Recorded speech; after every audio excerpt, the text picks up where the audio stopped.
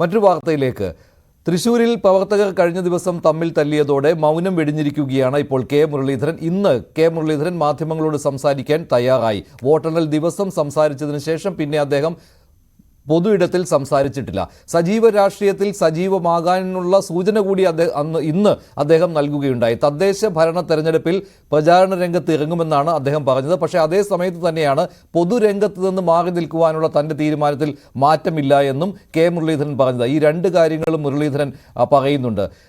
തെരഞ്ഞെടുപ്പിൽ മത്സരിക്കുവാനുള്ള മൂഡ് തനിക്കില്ല എന്നാണ് കെ മുരളീധരൻ പറഞ്ഞത്. വയനാട് സീറ്റ് താൻ സ്വീകരിക്കുകയില്ല, രാജ്യസഭാ സീറ്റ് ഓഫർ ചെയ്താലും അതും സ്വീകരിക്കുകയില്ല എന്ന് കെ മുരളീധരൻ പറഞ്ഞു. അദ്ദേഹത്തിന്റെ വാക്കുകളിലേക്ക്. 20-ൽ 18 സീറ്റ് കിട്ടുകയും 110ഓളം സീറ്റുകളിൽ കോൺഗ്രസ് UDF ഒന്നാം സ്ഥാനത്ത് എത്തുകയും ചെയ്ത സാഹചര്യത്തിൽ സുധാകരനെ മാറ്റാൻ പാടില്ല എന്നുള്ള അഭിപ്രായമാണ് എനിക്കുള്ളത്. കാരണം എന്ത് അടിസ്ഥാനത്തിൽ അദ്ദേഹത്തിനെ മാറ്റണം എന്ന് പറയും? ഇത്രയും നല്ല റിസൾട്ട് കിട്ടിയത് അത് ചെയ്യാൻ പാടില്ല. അതുകൊണ്ട് അടുത്ത ലോക്കൽ ബോഡി ഇലക്ഷൻ വരെ അദ്ദേഹം തന്നെ തുടരണമെന്നാണ് എൻ്റെ വ്യക്തിപരമായിട്ടുള്ള അഭിപ്രായം. തീരുമാനം എടുക്കേണ്ട പാർട്ടി. താങ്കൾക്ക് വെച്ച് തന്നാൽ താങ്കൾ സ്വീകരിക്കുമോ? KPCC അധ്യക്ഷ സ്ഥാനം തന്നാൽ സ്വീകരിക്കുമോ? അത് തരേണ്ട ആവശ്യമില്ല. ഈ തന്നാൽ സ്വീകരിക്കുക എന്നുള്ള ചോദ്യത്തിന് പ്രസക്തിയില്ല. സുധാകരനെ മാറ്റരുതെന്നാണ് എൻ്റെ അഭിപ്രായം. വയനാട് ലോക്സഭാ സീറ്റാണ് മറ്റു ലീഗ് ഉൾപ്പെടെ വയനാട് ലോക്സഭാ സീറ്റിലേക്ക് കേരളത്തിനെ പരിഗണിക്കണമെന്ന് പറഞ്ഞു. ഞാൻ പറയാം, എലക്ഷൻ മത്സരിക്കാനുള്ള മൂഡ് എനിക്കില്ല. ഞാൻ നേരത്തെ കഴിഞ്ഞ ദിവസം തൃശ്ശൂർ പറഞ്ഞാണ്. അതുകൊണ്ട് തന്നെ അതിനെക്കുറിച്ചുള്ള ഒരാലോചന എൻ്റെ മുമ്പിൽ ഇപ്പോഴില്ല. മറ്റൊരു കാര്യം കൂടി കെ മുരളീധരൻ പറഞ്ഞു. വടകരയിൽ നിന്ന് തൃശ്ശൂരിലേക്ക് പോകേണ്ടിയിരുന്നില്ലെന്നാണ് അദ്ദേഹത്തിന്റെ നിലപാട്. തെരഞ്ഞെടുപ്പിൽ പഠിച്ച ഏറ്റവും വലിയ പാഠമാണ് ഇതെന്നും സതീഷിനെ ലക്ഷ്യമിട്ടുള്ളതായിരുന്നു മുരളീധരന്റെ ഈ പ്രയോഗം. അതിൽ തെറ്റുകാരൻ ഞാൻ തന്നെയാണ്. പോകേണ്ട കാര്യം ഉണ്ടായിരുന്നു. അതാണ് ഈ ഇലക്ഷനിൽ പഠിച്ചൊരു പാഠം. ഇനിയൊക്കെ ആലോചിച്ചിട്ടേ ചെയ്യാൻ പാടുള്ളൂ. അതുകൊണ്ടാണ് നിങ്ങൾ അവിടെ നിൽക്കുമോ ഇവിടെ നിൽക്കുമോ എന്ന് ചോദിച്ചപ്പോൾ ഞാൻ പറഞ്ഞത് തൽക്കാലം ഇല്ല എന്ന് പറയാൻ കാരണം.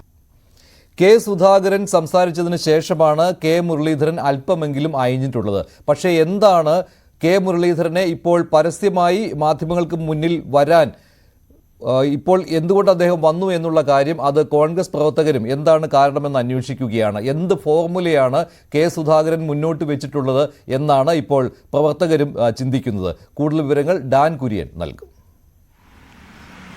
തൃശൂരിലെ പരാജയത്തിന് പിന്നാലെ ഇനി പൊതുരംഗത്തേക്കില്ല എന്ന് പ്രഖ്യാപിച്ച മൗനം തുടർന്ന കെ മുരളീധരനാണ് KPCC അധ്യക്ഷനുമായി കഴിഞ്ഞ ദിവസം നടത്തിയ കൂടിക്കാഴ്ചയ്ക്ക് പിന്നാലെ ഇന്ന് പരസ്യ പ്രതികരണവുമായി മാധ്യമങ്ങൾക്ക് മുമ്പിലെത്തിയത്.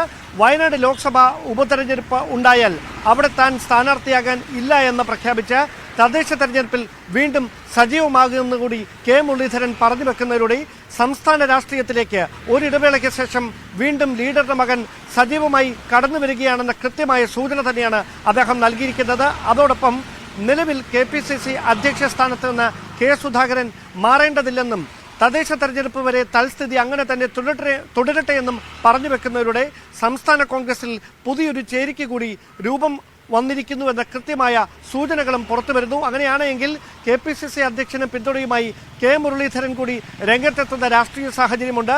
രമേശ് ചെന്നിത്തലയും ഈ ചേരിയോട് അനുകൂലമായി തന്നെയാണ് നിലപാട് വ്യക്തമാക്കിയിരിക്കുന്നത് എന്നാണ് മനസ്സിലാക്കുന്ന സൂചനകൾ. അങ്ങനെയാണ് എങ്കിൽ പ്രതിപക്ഷ നേതാവിനെതിരെ മറുചേരി കൂടുതൽ സജീവമാകുന്ന അസാധാരണമായൊരു സാഹചര്യമാണ് കോൺഗ്രസിനുള്ളിൽ രൂപപ്പെടുന്നത്. നിയമസഭാ തെരഞ്ഞെടുപ്പിന് 2 വർഷം മാത്രം ബാക്കി നിൽക്കുകയാണ് മറുചേരി ഇത്തരത്തിൽ സജീവമാകുന്നത്. അങ്ങനെയാണെങ്കിൽ ആ ചേരിയുടെ തുടർ നീക്കങ്ങൾ എന്താകുമെന്നതാണ് ഇനി കാത്തിരുന്ന് കാണാനുള്ളത്. KPCC അധ്യക്ഷരെ മാറ്റണമെന്ന ആവശ്യവുമായി കടുത്ത നിലപാടിലേക്കെത്തിയ പ്രതിപക്ഷ നേതാവ് VD സതീശന് മുമ്പിൽ വലിയ ശ്രമകരമായ ദൗത്യമായി മാറും. കെ മുരളീധരനും രമേശ് ചെന്നിത്തലയും സുധാകരന് പിന്തുണയുമായി രംഗത്തെത്തിയിരിക്കുന്ന പുതിയ രാഷ്ട്രീയ സാഹചര്യം. അതോടൊപ്പം സംസ്ഥാന രാഷ്ട്രീയത്തിലേക്ക് വട്ടിയൂർക്കാവിലൂടെയാണോ അദ്ദേഹം ഇനി നിയമസഭാ തെരഞ്ഞെടുപ്പിൽ തിരികെ വരാനിരിക്കുന്നത് എന്ന ഏറ്റവും ആകാംക്ഷ ഉണർത്തുന്ന ചോദ്യം കോൺഗ്രസ് ക്യാമ്പുകളിൽ സജീവമായി തുടങ്ങിയിരിക്കുകയുമാണ്.